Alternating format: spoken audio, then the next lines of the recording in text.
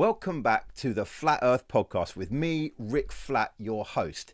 It's good to be back. We've had a little bit of a break, but the world is in such a mad state. I couldn't leave it any longer. I've been neglecting you guys, and I apologise for that. All of you who are already subscribed to the YouTube channel, I'm sorry I've disrespected you, but I'm back now at the turning of the tide, and a whole bunch of stuff has been happening in the world since I left. Every time I have a little break and come back, it gets crazier and crazier and crazier. Anyway, before we get down to business and before I introduce you to someone who hopefully is going to help you through this tumultuous time that we find ourselves in, if you want to find out anything more about the podcast, head on over to theflatearthpodcast.com. There you'll find more information about the podcast, what we're doing in the world, pictures of my face, a little bit of my story. It needs updating a bit, the website, to be honest. You'll notice that when you go on, but I'll get to that. And also, there's a little PayPal button on there if you want to give to the channel at all, help support the good work we do. All proceeds will go on camera and equipment, Doritos and good times. So rest assured, so your funds will be handled well. Anyway, like I say, crazy time. War's still kicking off. Economic crisis kicking off everywhere. Everyone's confused about who they are and what you should call them and what they can call you. Just people getting their bank accounts cancelled, just all kinds of stuff going on. I got caught for speeding, had to go on a driving awareness course, which I'm going to talk about in the next podcast because it was just comedy, absolute comedy gold. But I realise that in this time of chaos, whenever there's a time of disorder and a shaking in the world, you look to steadfast people who you can trust, people who can be anchors in the storm, solid pillars in the structure of your life. One such person for me, I kind of discovered, I guess I knew him peripherally in my life through TV and different things, but particularly during the kind of real high COVID lockdown days, I discovered, hopefully like many of you, a man called Neil Oliver. Now, Neil Oliver is a number of things. He's an author, historian, archaeologist, TV presenter, but for me he's just an all-round awesome guy. In many ways the full package of the kind of person that's really helpful to listen to and have as a little bit of a touchstone in your life for current issues. He's got a show on GB News, but don't let that bother you. If you like GB News and not into it, whatever, man, put that aside. I don't listen to any other of the people on there, really, to be honest with you, but I do listen to Neil. Every Saturday night, I'm cooking dinner about 6 o'clock. He does a 10-minute monologue, and he also does podcasts, which are behind a Patreon wall, one of which we're going to look at. And I hope, Neil, if you're watching this, or your people, you're not going to just protest and have the video taken down. This is much respect, and the edits here are from an edited video you put up for free on YouTube, so I'm hoping this is cool. Anyway, in this particular video I want to talk about with Neil here, he's touching on something that's really, really current at the moment, and I'll let him explain a bit more. So we'll just watch it. I'll stop it every now and then and kind of add in my bits, and hopefully this will be a good introduction to you if you've not kind of come across Neil, a bit of a refresher if you have but you lost touch, and if you're already with us, then awesome, man, just nod along. So let's play this. And internationally, that mean that I've been thinking about the abuse of children, which it's always and increasingly rising to the surface. And in a nutshell, I think that's what's really troubling me this week. It's the way in which stories about children being mistreated, and sometimes in the worst possible ways, it's around us all the time. It's a swamp that we're swimming in. To get down to the specifics, the BBC, the British Broadcasting Corporation here in the United Kingdom, finds itself in the middle of another potential scandal. Maybe it's a scandal already. It's hard to tell because at the moment, no one's being named, and the specifics of the allegations are a bit hard to pin down. So only time will tell, as the cliche has it. It began with a story in the Sun newspaper about a senior BBC face allegedly paying tens of thousands of pounds to someone, and don't know if it's a male or female someone, but someone much younger, in return for explicit photos, sexually explicit images. And the story, the Sun story, alleged that some sort of connection or relationship between these two people had been going on over a period of time measurable in years. And crucially, in many ways, the story alleged that that connection, whatever it is or was, started when the younger person was 17. And that would be legally too young to be selling images like those described. I mean, I pause and think, imagine that we've got to a point in society where we've decided at what age it's legal to sell explicit photographs of yourself to a stranger. But there we are. This is where we find ourselves. That there's so much of that going on that a decision's been taken about what age it's appropriate or legal to do that. Anyway, the story alleges that the younger individual involved, was below that age of consent, which would mean that a crime had taken place. Alleged. Those allegations came from the younger person's mother, who said that the money was spent on drugs, that the younger individual in question has been buying cocaine and the rest, and the life is ruined. Most recently, as far as I can tell, at this moment in time, a high-paid lawyer acting for the younger person has said that the mother's story is nonsense. Right? So there's a complication, that nothing illegal has taken place, which, apart from anything else, begs the question: who's paying for the lawyer? It's all murky. So who knows what actually happened? But the BBC face, whoever it is, has apparently been suspended, because that's just routine in these situations, and there's been an inquiry going on since May. So it's what are we doing? 7 weeks, 2 months that this has been going on, that the BBC has been being challenged about this situation. But here's the thing. By any estimate, regardless of whether any law has been broken, the buying and selling of sexually explicit images by a senior BBC figure from a much younger person is surely what most people would describe as sleazy and grubby. And this is a good point, and this is part of why I love Neil Oliver. He doesn't just get so much caught up in the current arguments and debates, but he's able to kind of stand back a little bit, and often from historical points of view, both recent history and further back, he's able to kind of put things in a bit more of a context. And it's true.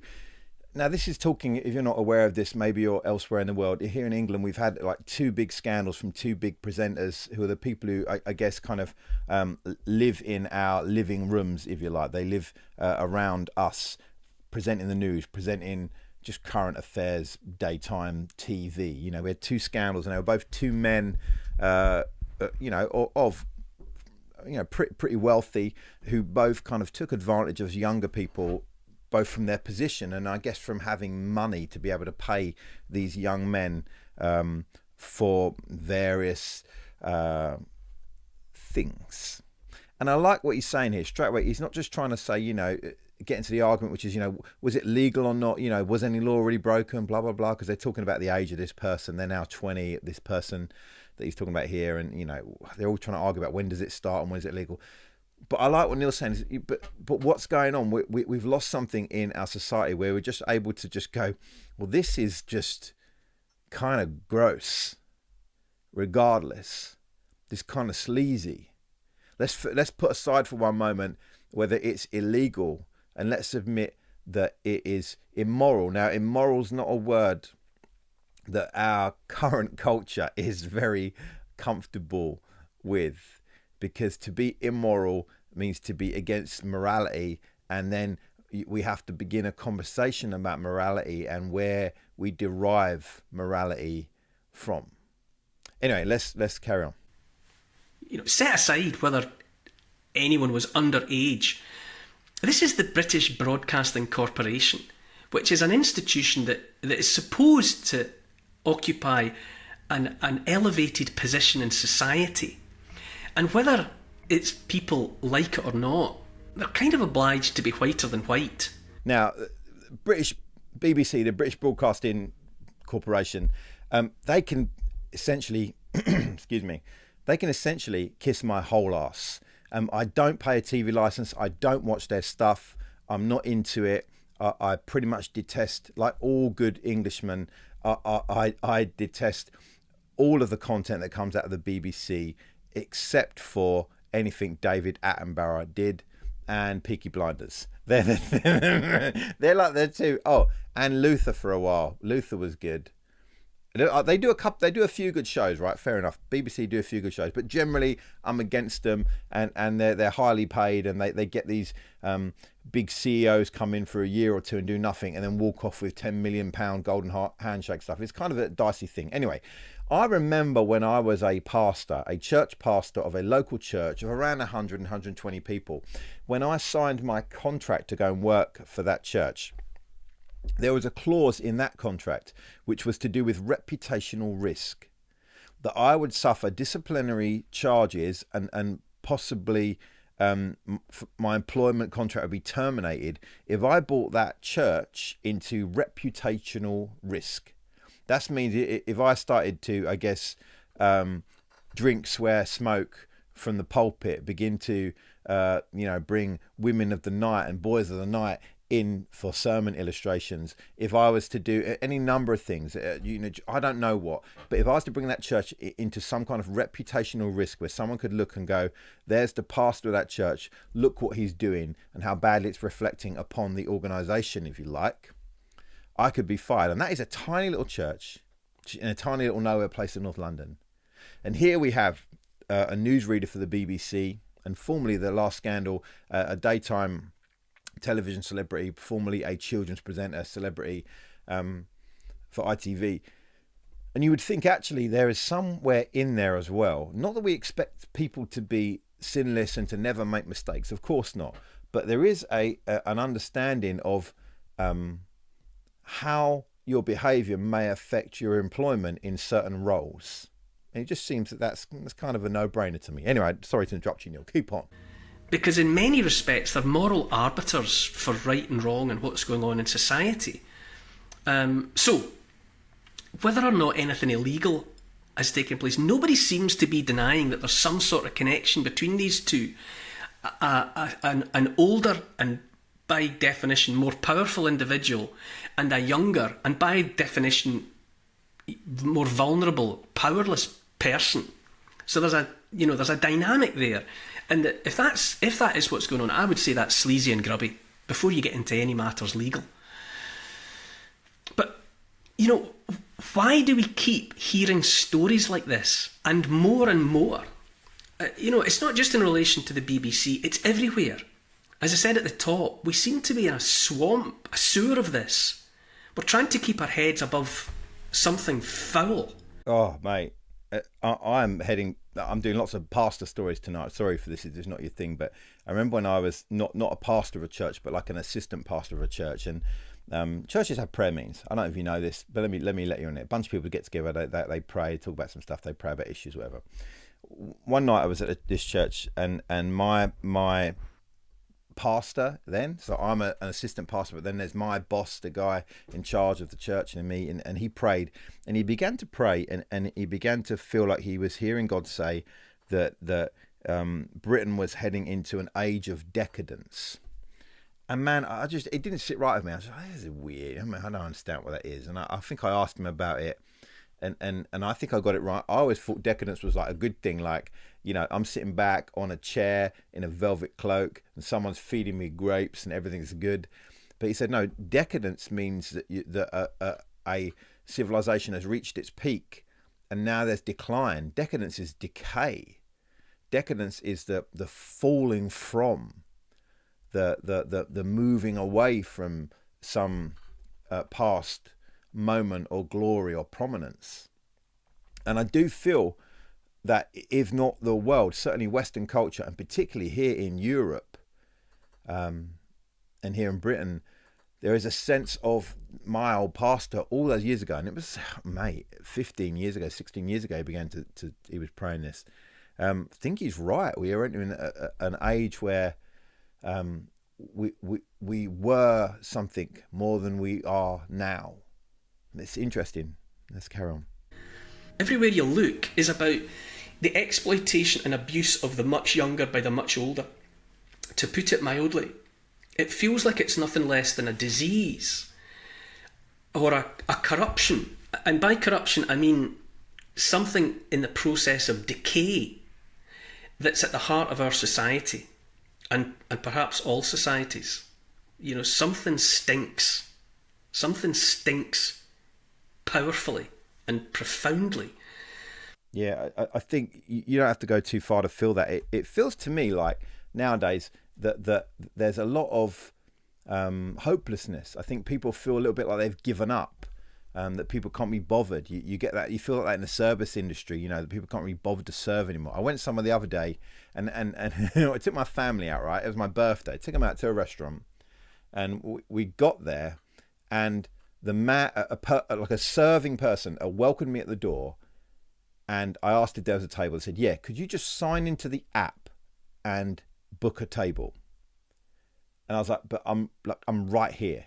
And he was like, no, just sign in. So I signed into the app and I booked a table. The man standing in front of me, boom.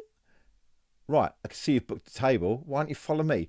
What are we doing? And why couldn't you just write my name down on your piece of paper and take me to the table? Now, it's silly. That's a silly thing, man. But I bet you, it seems like people can't be bothered.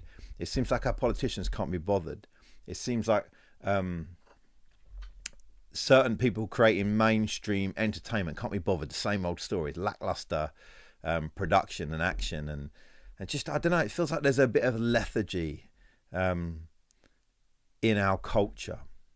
That we are in a state of breaking and shaking. I don't want to get too depressed, but you know what I'm saying? You feel that, right? You feel like people are on the edge, you know what I mean? Anyway. And this, I said there's a couple of things. You know, the BBC latest is just part of it. The other thing is that in the United States of America, in the past days and weeks, the biggest selling film, outselling everything else, has been one called The Sound of Freedom, and it's based on a true story. The central character is called Tim Ballard, a real life figure who, for a period of time, was an agent for the US Department of Homeland Security. So a kind of a secret service type person. But he was exposed to, came to understand the scale of child trafficking in the world, and not least the number of children and babies that were arriving at the southern border of the United States of America, coming across that border into the US and then disappearing. So he became aware of that amongst other things, and what he did, Tim Ballard, was abandon his job, his career, his pension, everything, and he risked and dedicated his life since to saving at least hundreds of children and babies from child trafficking. Okay, and according to the film, and I mean, when I'm talking about child trafficking, we're talking about the buying and selling of babies and children leading to rape and death, and in what appear to be circumstances of unimaginable horror. That's the topic of that film, and people are going to see it because I think it's like a venting of steam from something that's at boiling point. You know, people like me have been being made aware of this in some forum for such a long time that it's finally gone from under the radar and beneath the surface. It's breaking through in ways that have hitherto not occurred. According to The Sound of Freedom, child trafficking is now a bigger trade than illegal arms. Buying and selling arms. It's bigger than the illegal drugs trade, or it's getting there. This is the scale, bigger than the arms trade and rivaling the illegal drugs trade. And this is the buying and selling of babies and children. I've not seen this film yet, Sound of Freedom, but I want to. I actually found a link to watch it, but to stream it kind of illegally. And I didn't do it because I was like, no, I want to pay. I want to contribute to this film's success, which apparently it's heading, I don't know what the budget was. It was made like 4 or 5 years ago. That's how hard it was to get this film out, which is shocking to me. I mean, I hear it's a good film, like actually a good film, like technically a good film, not just like, content, but actually well produced, well acted. It's got Jim Caviezel in it, who played Jesus in The Passion and was in Deja Vu with Denzel Washington, was in Frequency, was in Thin Blue Line, great actor. But it was made a few years ago and took a while to get picked up. And I don't know what the budget was, but it was low. And I'm here it's heading to like 100 million domestic stateside, which is fantastic. And this thing here, it's shocking. And part of me wants to see the film, but part of me doesn't. I think it's one of those things. Because I think I know how it's going to make you feel. But this thing of that industry being worth more than the arms industry and being worth more than the drugs industry, and it's because, as they say, they've been saying in press junkets, Jim Caviezel and the other guys and producers, you sell one gun once, you sell a bag of coke to someone, they sniff it, it's gone, but you can sell a child numerous times, over and over and over, and it's disgusting. And I listened to some of the stories based on that FBI agent or former FBI agent, and I listened to some of his real life experiences of dealing with what he saw, and it's horrific. But it is shocking that this is going on in our world, and that it's huge, that it's a massive, and I hate to say this word because it fucking pisses me off, that it's an industry. I mean, like the cereal's an industry, and the drugs industry, like pharmaceutical drugs, and the car industry, electronics industry. But for this to be an industry, this to be have a massive amount of money involved to the point where it's it's just, mate, it's sickening. Anyway, Neil, carry on, man. Beyond all of that, why is it always about children? Why are we haunted in our lived lives about the abuse of children, seemingly going on in the shadows all around us? Is there a dreadful truth out there that we're just becoming more and more aware of? But what I would say, what troubles me more than anything else at the moment, is that we're living through a time when the sexual interest of adults in children is being pushed more and more as just a fact of normal life. Minor attracted persons. You'll have heard that acronym by now. MIPS is a new terminology that's being pushed as though to make normal, if not acceptable, that some adults are attracted sexually to children. And in that broader context, what about drag queen story time? What is that all about? Why do some men want to dress as women and seek the company, as an audience, of the youngest children who can't possibly understand what drag is? Drag, that's a music hall abbreviation. DRAG, it's dressed as girl. It's an act. And it was, it's always been, for centuries, it's been accepted as an adult entertainment. And it's about men parodying women. And it's as old as the hills. But why, after the longest time of being, adult entertainment, why is it now being mixed casually into the education of the youngest children? You see, man, these are deep questions, man. And it goes back to the same argument he was talking about at the beginning. Forget whether this is, whether there was a law broken or not. It morally, is it right? Because again, these things going on, and I guess it's gone maybe a little bit in England. I don't really know, or here in Britain, but like certainly stateside, there's this drag queen story hour thing that everyone's getting up in arms about, and I don't know the full extent of it, but I've seen more than one video, and it seems people be up in arms about it. And the fact is, the argument is true. The argument has been told, well, nothing's wrong. Why are you so scared? These are just people reading stories to kids. No laws are being broken. Yeah, no laws are being broken. But is it not still just a bit creepy? Like, why? Like, why do you, if you love kids so much, why couldn't you read them the Gruffalo before you had to put a dress on?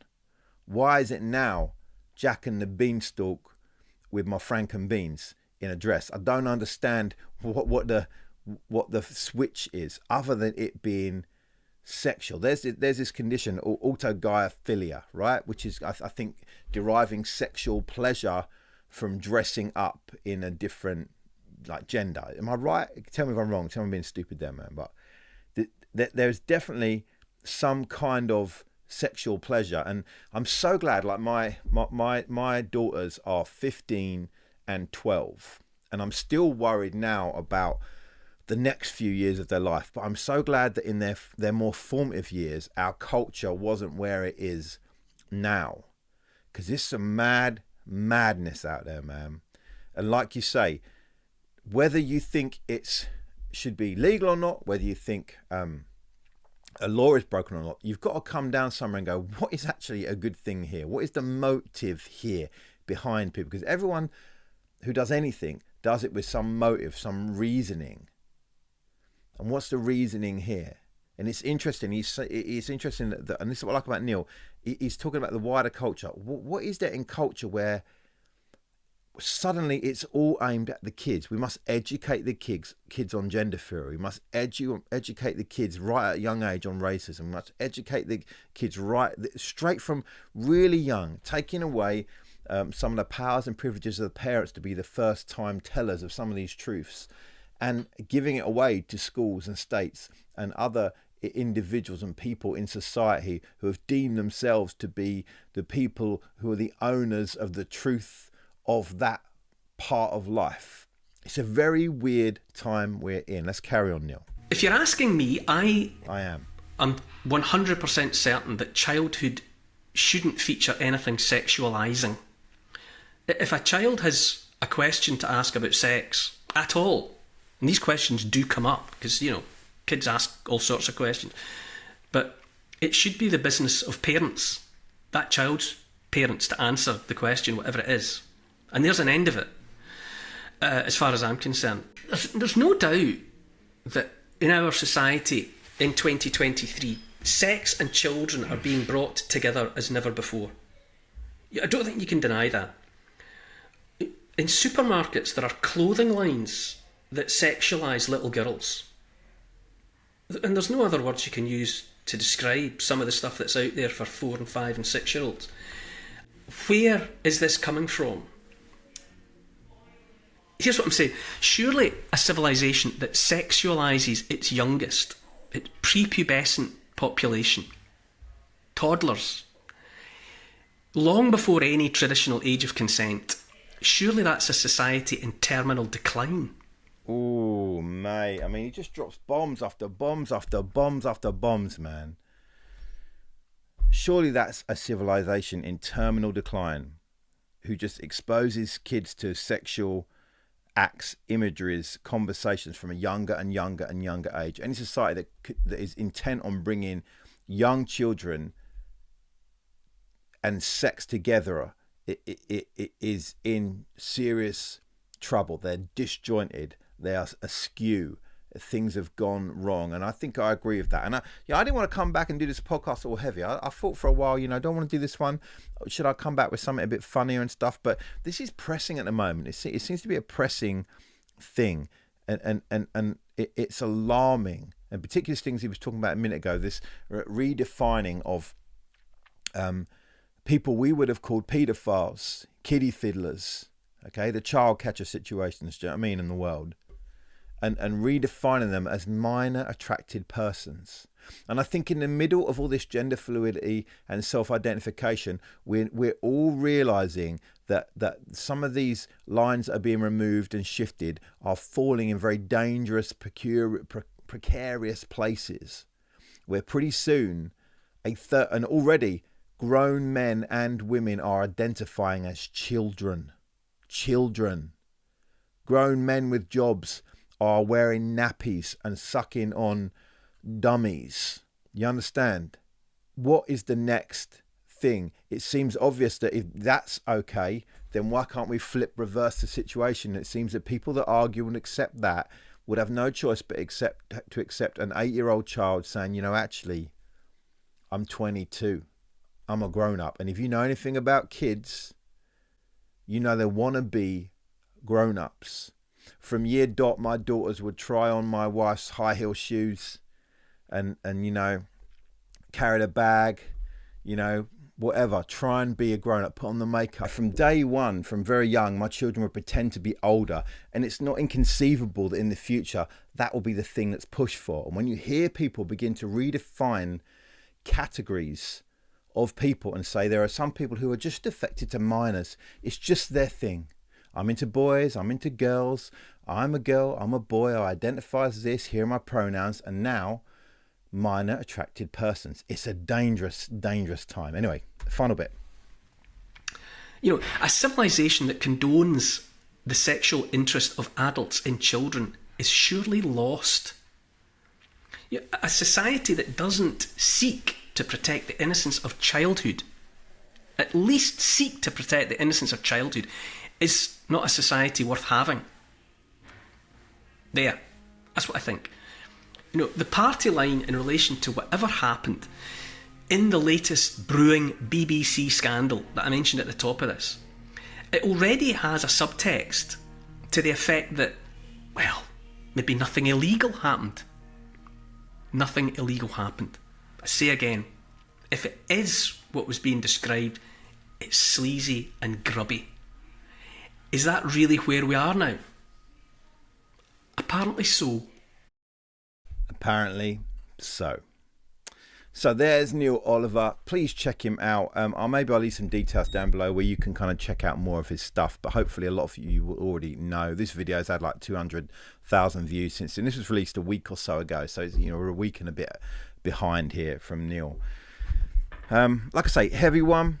Have you seen The Sound of Freedom? What do you think about it? Leave a comment about it down below. What do you think about some of these recategorizations of people, all this stuff? I know this is a bit heavy for a Flat Earth podcast. Normally we're talking about stranger, funnier stuff, and we'll get into that. And on that note, if you're watching on YouTube, please make sure to like, subscribe, and press the little bell icon. And be aware, we're going to be doing more podcasts regularly every Monday around 7 o'clock. They'll come out. But also, we will be getting back into doing just some audio only podcasts so that every week there is content coming out, and that will be available on Spotify through the link in the description, through the flatearthpodcast.com website, or through Spotify themselves if you go on there and follow. I'm keen to get content out, but can't always do video for various reasons. I have another channel up here. This is up there, maybe the ABC of EDC, which is a tech tool kind of everyday carry review channel I do. Please check that out if you want. But busy man, so I'll be trying to do video stuff, but also we'll be making sure that we bring out audio every week. Hope this hasn't been too heavy. I hope you're well. Thank you for being a subscriber. Thank you for subscribing if you've just done that. I'm Rick Flat. This has been the Flat Earth Podcast, and I'll bid you adieu until next time. Try not to whack the mic, and laters.